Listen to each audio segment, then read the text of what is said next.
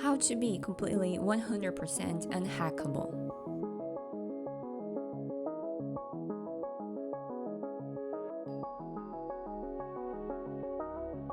You can't be 100% unhackable. No person, system, or company on earth has achieved that. Even highly secure organizations like National Security Agency or companies like Apple still deal with vulnerabilities.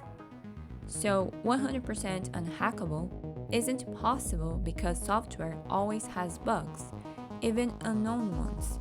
Humans make mistakes. This is the biggest weakness. New attack methods are constantly invented.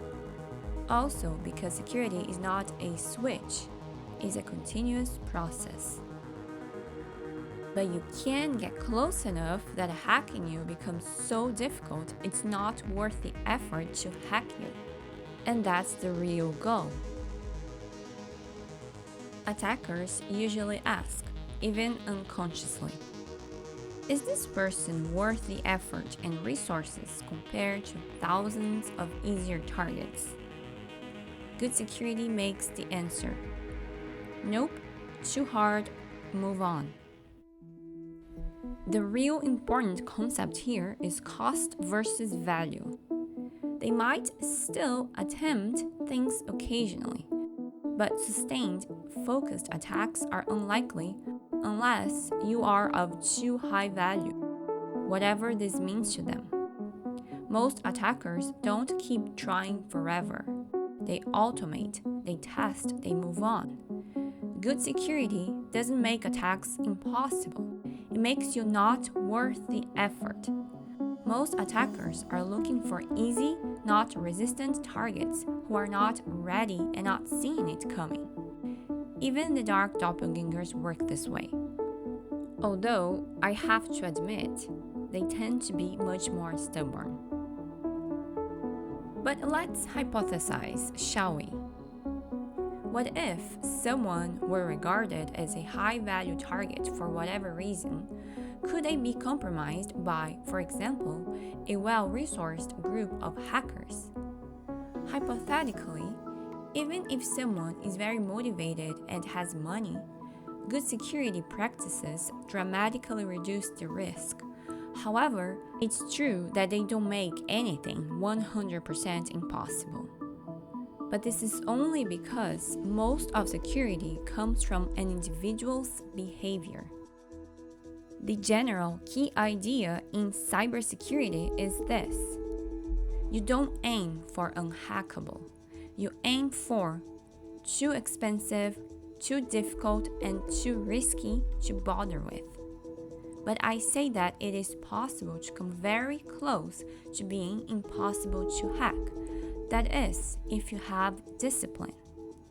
But coming back to the subject, if a highly resourced attacker really targeted you, even then, they generally only succeed if at least one of these happens. 1. Human factor. You are tricked into approving something. You reveal a code or a password. You install something malicious yourself. This is why even top security systems still focus on user behavior. 2. Unknown software vulnerabilities. Rare security bugs in apps, operating systems, or browsers. This usually require highly specialized expertise or expensive tools. Attackers would likely shift from technical hacking to trying to trick you because that remains the weakest point in almost any system. The most important truth is this: no one is protected by perfect technology alone. Security is always technology, awareness, and behavior. The simple bottom line is that even with money and motivation, they can't easily break strong accounts directly. They would need you to make a mistake or exploit a rare vulnerability. good security makes those opportunities very rare and very expensive. Even in a high-resource scenario, they don't gain magical access. They still depend on opportunities, gaps, leverage points, or mistakes from you. Protection is about reducing those openings across layers. So, the real question is, how to become almost or practically unhackable. Think in layers. Each one makes you harder to attack. 1. Lock down your accounts. Most important. This alone stops most real-world attacks. Use long, unique passwords for everything. Use a password manager like Bitwarden, 1Password, ProtonPass, Dashlane, NordPass, Keeper, or RoboForm. But even the best password manager is only as secure as your master password and your device security. Enable two-factor authentication everywhere and prefer authenticator apps over SMS. Authenticator apps are generally more secure than SMS-based codes because they avoid the main weaknesses of phone networks. A. No SIM swap risk. SMS codes rely on your phone number. Attackers can perform a SIM swap, meaning they can convince your carrier to move your number to their SIM. Once they have your number, they receive your codes. B. No interception via telecom networks. SMS messages travel through carrier systems that are not fully secure. They can be intercepted or redirected in some attacks. Authenticator apps generate codes locally on your device. C. No phishing reuse in many cases. SMS codes can be stolen and reused immediately on fake login pages. Authenticator apps still have this risk, but codes expire quickly, usually 30 seconds, and they have more advanced setups like app-based approvals, which further reduce this risk. 2. Secure your devices. Keep your phone and computer updated. Don't install random apps or cracked software. Use official systems, iOS, Android, Windows, Mac OS. Most hacks happen through outdated or shady software.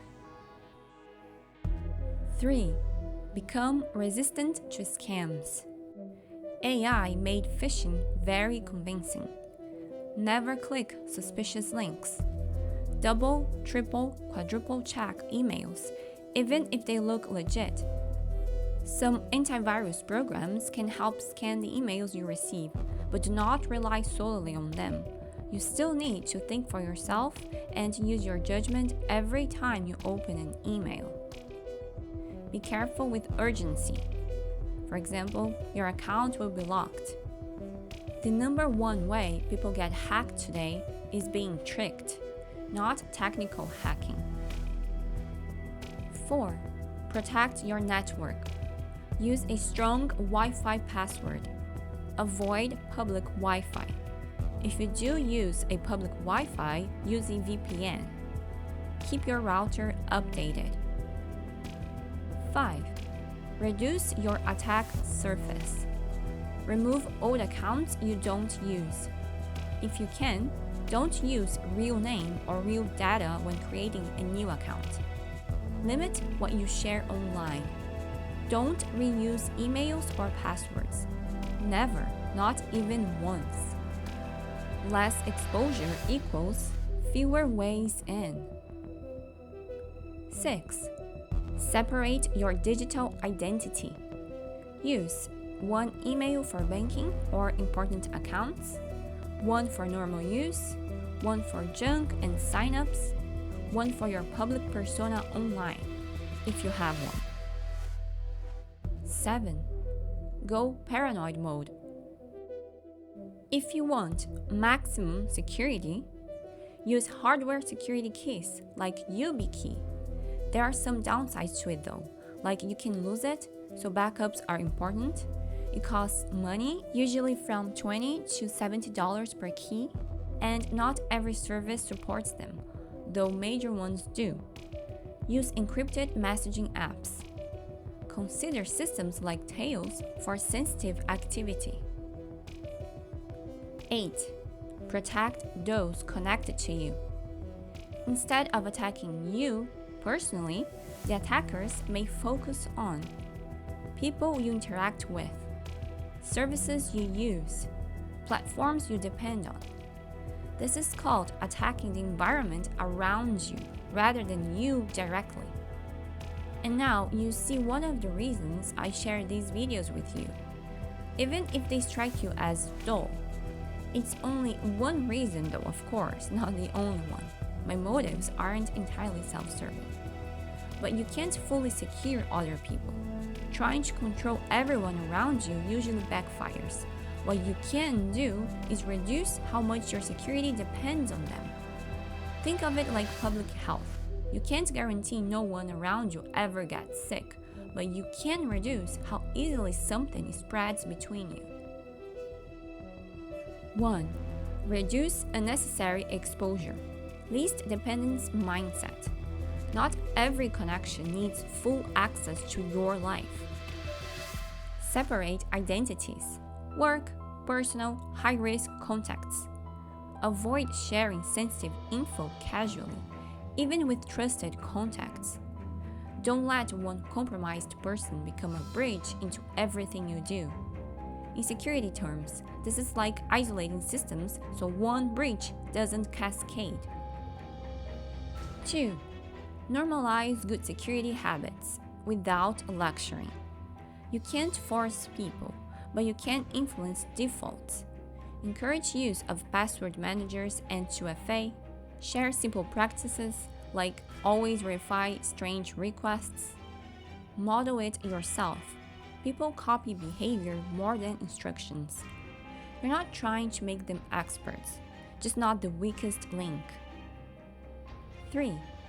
Be intentional about communication channels. Not all platforms deserve the same level of trust. Use more secure apps for sensitive conversations. 4. Choose your inner circle deliberately. This one is less technical but matters most. The people closest to you should have aligned risk awareness. If someone consistently ignores basic security, adjust what you share with them. Trust doesn't mean equal access. You don't protect people as much as you design your life so that other people's vulnerabilities don't become your vulnerabilities. Why hacking is getting easier with AI. 1. Lower skill barrier. More people can try. AI tools can help generate phishing emails, malware, or scripts. People who aren't expert hackers can now do things that used to require advanced skills. In other words, AI acts like a skill multiplier. 2. Attacks are faster and scalable. AI can scan systems for vulnerabilities automatically. It can launch thousands of attacks at once. Phishing, brute force, all of these things. 3. Scams are more convincing. AI writes perfect emails in any language. It can generate fake voices, fake videos, deep fakes, and fake identities. The result: people fall for scams more easily than before. 4. Real-world data shows a surge. Phishing attacks have increased massively, over 1,000% plus, since generative AI became widespread. Cybercriminal forums are actively sharing AI tools for hacking. 5. Faster vulnerability discovery. New AI systems can find software vulnerabilities faster than human experts. Some models can even generate exploit code automatically. companies are restricting access because of potential misuse. This is where experts start to worry about the future, and in a way we should too, but here's the other side, which is very important. AI is also helping defenders by detecting unusual behavior instantly, finding vulnerabilities before attackers do, automating security monitoring, predicting attacks earlier. Many companies are already using AI to fight AI-powered attacks. So, what's the verdict? What's the truth? Okay, yes, AI is making hacking easier, but it mostly makes attacks faster, cheaper, and more accessible for any human. It hasn't yet made anyone instantly a super hacker. Security tools are improving at the same time. So, think of AI like this. For attackers, it means more powerful tools. For defenders, it also means security cameras, alarms, robots. Both sides are getting stronger, okay? So the bottom line is this. Nowadays, everything is easier for beginners to attempt hacks and attacks. There are more automated and convincing scams out there, faster discovery of vulnerabilities also, but also stronger defenses and detection.